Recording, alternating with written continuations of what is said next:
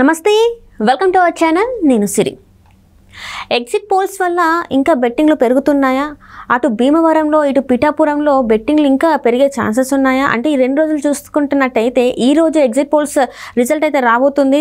దీన్ని కొంతమంది నమ్ముతున్నారు. అంటే ఎగ్జిట్ పోల్స్ని ఏదైతే ఉందో ఆ రిజల్ట్ని కొంతమంది నమ్ముతున్నట్టయితే అసలు ఎగ్జిట్ పోల్స్తో మాకు ఎలాంటి సంబంధం లేదు, మేము బెట్టింగ్ కాసేదే గెలుస్తామని చెప్పేసి కొంతమంది అయితే చేస్తున్నారు. అసలు ఏం జరుగుతుంది ఇక్కడ పిఠాపురంలో కానీ అక్కడ భీమవరంలో కానీ ఏం జరుగుతుంది అనేది మనకి వివరించడానికి మనతో పాటు ఉన్నారు ప్రముఖ సీనియర్ జర్నలిస్ట్ డివిఎస్ గారు. నమస్కారం సార్. నమస్తే సార్. ఇప్పుడు చూస్తుంటే ఎగ్జిట్ పోల్స్ రిజల్ట్ అయితే ఈరోజు వస్తుంది. కాకపోతే ఈ రిజల్ట్ వల్ల ఇంకా బెట్టింగ్లు పెరిగే అవకాశం ఉందంటారా? అండ్ ఇంకొకటి చూస్తుంటే భీమవరం, ఇంకా చూస్తే మన పిఠాపురంలో అయితే 1-5 అన్నట్టుగా మరి బెట్టింగ్లు కొనసాగుతున్నాయి. ఈ పర్వం ఇంకా కొనసాగే అవకాశం ఉందా? అసలు ఏం జరుగుతుంది? ఈ ఎగ్జిట్ పోల్స్ వల్ల బెట్టింగ్స్ అనేది మరి ఇంకా పెరుగుతున్నాయి. ఒక పక్కనేమో ఈ ఎగ్జిట్ పోల్స్ వల్ల భీమవరంలో అయితే వైసీపీ నేత, అంటే గోదావరి జిల్లాలో వైసీపీ నేతలు అయితే కొంచెం డీలా పడ్డట్టు కూడా మనకి వార్తలు వస్తున్నాయి. ఈ అంశాలంటే మనం ఎట్లా చూడాలి? అంటే ఎగ్జిట్ పోల్స్, బెట్టింగ్లు, ఈ రెండింటి మధ్య మనం చూసుకున్నట్లయితే ఇప్పటిదాకా జరిగిన బెట్టింగ్లు ఒక ఎత్తు. ఇప్పుడు ఎగ్జిట్ పోల్స్ ఇవాళ సాయంత్రం వస్తున్నాయి కాబట్టి ఈ 2 రోజులు, ఇది 4వ తారీఖు లోపు ఇంకా ఈ సత్తా మార్కెట్ ఇంకేమైనా పెరుగుద్దా, ఇంకా కొత్త పందాలు ఏమన్నా ఒడ్డుతారా, లేదు పందాలు కాసేవాళ్ళు కూడా పారిపోతారా, ఇప్పటిదాకా పెట్టిన వాళ్ళు వెనక్కి తీసుకుంటారా? ఎగ్జిట్ పోల్స్ చూసి ఈ దీంట్లో మనం చూసాం, దేశంలోనే ఈ ఎన్నికల్లో బెట్టింగ్లు 9 లక్షల కోట్ల వరకు సాగినాయి. ఏది 28 రాష్ట్రాలు, 8 కేంద్ర పాలిత ప్రాంతాల్లో ఆన్ యావరేజ్ తీసుకున్నా నీకు ఒక్కొక్క రాష్ట్రం 30,000 కోట్లు బెట్టింగ్లు నడిచినట్టు. అసలు తెలుగు రాష్ట్రాల్లో ఆంధ్రప్రదేశ్లో అయితే 1,00,000 కోట్ల వరకు బెట్టింగ్ వెళ్తున్న దీంట్లో. కోడి పందాలకే తెలుసు కదా నీకు, 1,000 కోట్లు నీకు గోదావరి జిల్లాల్లో కాదు, మొత్తం అసలు ఆంధ్రప్రదేశ్ అంతా ఇక అదే. కృష్ణ ఎక్కడ చూసినా బరిగీయటం, ఆ కోళ్ళని వదలటం, ఇది కూడా అదే అన్నమాట. ఇక్కడ ఆంధ్రప్రదేశే ఒక బరి, ఇక్కడ కోళ్ళు ఎవరు? అభ్యర్థులే కోళ్ళు అన్నమాట. తెలుగుదేశం కోళ్ళు వైసీపీ కోళ్ళ మీద ఇప్పుడు పందాలు పెట్టిన దీంట్లో నీకు పిఠాపురంలో జనసేన పుంజు, ఇది పవన్ కళ్యాణ్ మెజారిటీ మీద పందాలు. ఏంటి, పిఠాపురంలో వచ్చే మెజారిటీ రాష్ట్రంలోనే హయ్యెస్ట్ మెజారిటీ. చంద్రబాబు కన్నా ఎక్కువ వస్తుంది, మంగళగిరిలో లోకేష్ కన్నా ఎక్కువ వస్తుంది, పులివెందుల్లో జగన్ కన్నా ఎక్కువ వస్తుంది. 1-5 ఇస్తామంటున్నారంట. అంటే నువ్వు 1,00,000 పెడితే చాలు 5 లక్షలు వస్తాయి. 1-5 ఇస్తామన్నా కానీ మరి అక్కడ రాని పరిస్థితుల్లో పిఠాపురమే పెద్ద ఎత్తున బెట్టింగ్లు. అంటే ఆయన సెలబ్రిటీ ఎవరు? పవన్ కళ్యాణ్. గతంలో ఆయన మరి ఓడిపోయిన పరిస్థితి ఏది, లాస్ట్ ఎలక్షన్లో 2 చోట్ల వేసి 2 చోట్ల ఓడిపోయాడు. ఒకడు గెలిచాడు, ఆ ఒక్కడిని కూడా లాగేసుకున్నాడు జగన్మోహన్ రెడ్డి. ఈ పరిస్థితుల్లో తొడగొట్టాడు, జనసేనని నిలబెట్టాడు, తెలుగుదేశంతో పొత్తు పెట్టుకున్నాడు. అసలు మొత్తం ఒక ఊపేశాడు. ఏది, ఆంధ్రప్రదేశ్ని. ఇవాళ జగన్మోహన్ రెడ్డి ఇంటికి వెళ్తున్నాడంటే ప్రధాన కారణం పవన్ కళ్యాణే. తెలుగుదేశం ప్రధాన ప్రత్యర్థి, ఢీ కొట్టేది తెలుగుదేశమే, కానీ తెలుగుదేశం వెనక టానిక్ పవన్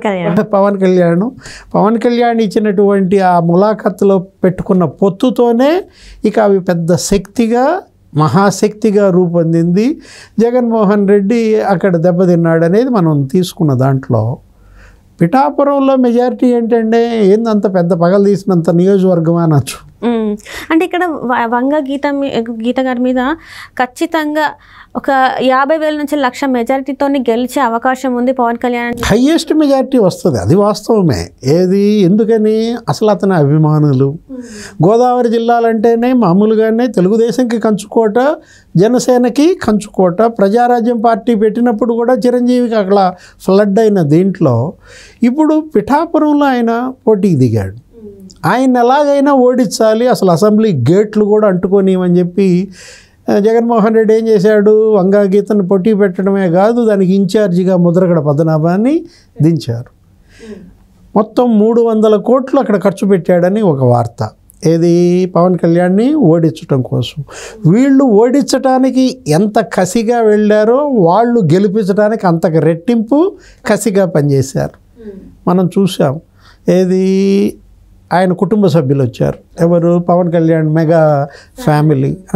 వాళ్ళ వదిన వచ్చింది, వాళ్ళ అన్న కొడుకు రామ్ చరణ్ వచ్చాడు, తర్వాత అన్న కొడుకు నాగబాబు కొడుకు వరుణ్ తేజ్ కానీ సాయి ధరమ్ తేజ్ కానీ అందరూ పర్యటించిన దీంట్లో ఆ తర్వాత వాళ్ళ అన్నయ్య పిలిపించాడు. ఎవరు? చిరంజీవి ఒక వీడియో కూడా వదిలిన దీంట్లో ఆయన నేరుగా రాకపోవచ్చు. కానీ చంద్రబాబు కన్నా ఎక్కువ మెజార్టీ వస్తుందా అంటే కుప్పంలో ఇవాళ చంద్రబాబుకి పెద్ద మెజార్టీ. ఏంటి? గతంలో 60,000 మెజార్టీ వచ్చేది, దాన్ని 50,000 తగ్గించారు. చాలా అక్కడేదో గందరగోళం చేశారు, కొన్ని ఓట్లు తీసేశారు. లాస్ట్ టైం కొంచెం తగ్గింది. తగ్గినా కూడా ఎంత? 30,000 పైన మెజార్టీ వచ్చిన దీంట్లో మళ్ళా 60,000 మెజార్టీ ఆయన చంద్రబాబు కొడతాడని. అసలు వాళ్ళ యొక్క లక్ష్యం ఏంటి? 1,00,000 ఓట్లు మెజార్టీ లక్ష్యంగా పెట్టుకున్నారు. ఏది? అక్కడ తెలుగుదేశం. సరే, ఆయన ఎంత మెజార్టీ వచ్చినా ఇక్కడ నువ్వన్నట్టు పవన్ కళ్యాణ్ 50,000 నుంచి 1,00,000 ఓట్లు మెజార్టీ అంటే వంగా గీతకి డిపాజిట్లు పోతాయా? ఇప్పుడు గత 4 ఎన్నికలు పిఠాపురం కనుక మనం చూసుకున్నట్లయితే ఏం జరిగింది? 2004లో బీజేపీ క్యాండిడేట్ గెలిచాడు. 2004లో అక్కడ పొత్తులో బీజేపీ ఎంత మెజార్టీ? 17,000 మెజార్టీతోనే ఏమో గెలిచారు. 2009 వంగా గీత గెలిచింది, బొటాబొటిగా గెలిచింది. వర్మ మీదే తెలుగుదేశం తరఫున ఎంత మెజార్టీతో గెలిచింది? 1,000 ఓట్లో ఎంత మెజార్టీ జస్ట్ బయటపడింది అనమాట. 2009. 2014లో ఏం జరిగింది? వర్మ ఇండిపెండెంట్గా వేశాడు. తెలుగుదేశం ఇంకొకరికి ఎవరికో టికెట్ ఇచ్చింది, విశ్వం అనే అతనికి. అతను ఆవేదనతో మనస్తాపంతో వర్మ ఏం చేశాడు? ఇండిపెండెంట్గా వేస్తే వర్మ మీద సింపతి వెల్లువెత్తింది. 47,000 మెజార్టీతో గెలిచాడు వర్మ. ఒక ఇండిపెండెంట్ 47,000తో గెలవటం అంటే అది పెద్ద రికార్డు. ఆ తర్వాత మొన్న 2019 ఏది వంగా మళ్ళా దొరబాబు ఎవరో గెలిచారు. అది కూడా ఏదో 14,000 మెజార్టీతోనేమో జస్ట్ గెలిచిన దీంట్లో. ఇప్పుడు పవన్ కళ్యాణ్ ఇండిపెండెంట్గా వర్మ కన్నా ఎక్కువ మెజార్టీతో గెలుస్తాడు. వర్మకే 47,000 మెజార్టీ వస్తే మరి పవన్ కళ్యాణ్ సెలబ్రిటీ కదా. నీకు ఎట్లా చూసుకున్నా అది ఎంతగా టచ్ అవుద్ది అనేది అసలు అందట్లేదు. దానికోసమే వీళ్ళు పందాల మీద పందాలు వేస్తున్నారు. ఏదో వీడియో కూడా వైరల్ అయింది. ఎవరో బుక్కి బెట్టింగ్ మాట్లాడుకున్న వాళ్ళు ఆడియో క్లిప్ అయితే బయటికి రిలీజ్ అయింది. అది కూడా ఎట్లంటే ఇప్పుడున్న ప్రస్తుతం ముఖ్యమంత్రి గారికైనా చంద్రబాబు నాయుడు గారికన్నా లోకేష్ గారికన్నా ఎక్కువ జనాల్లో ఉన్న ఇంట్రెస్ట్ ఏంటంటే పవన్ కళ్యాణ్ గారి గురించి. 1కి 5 ఇస్తామనో ఏదో అన్నాడు. ఇప్పుడు ఏంటి? మంగళగిరిలో లోకేష్ కూడా పెద్ద మెజార్టీ వస్తుంది అంటున్నారు. ఎవరిని అడిగినా 30,000కి తగ్గదు అంటున్నారు. అసలు మంగళగిరిలో లోకేష్ ఎంత పెట్టుకున్నాడు? గతంలో నేను ఎంత మెజార్టీతో ఓడిపోయానో దాని పక్కన 0 పెట్టండి అన్నాడు. గతంలో ఎంత మెజార్టీతో ఓడిపోయాడు? 5,440. 0 పెడితే 54,400తో గెలవాలనేది అక్కడ లోకేష్ టార్గెట్గా పెట్టుకున్న దీంట్లో. ఇక నువ్వు అన్నది ఇంకోటి, పులివెందుల జగన్మోహన్ రెడ్డి మెజార్టీ అంటావు.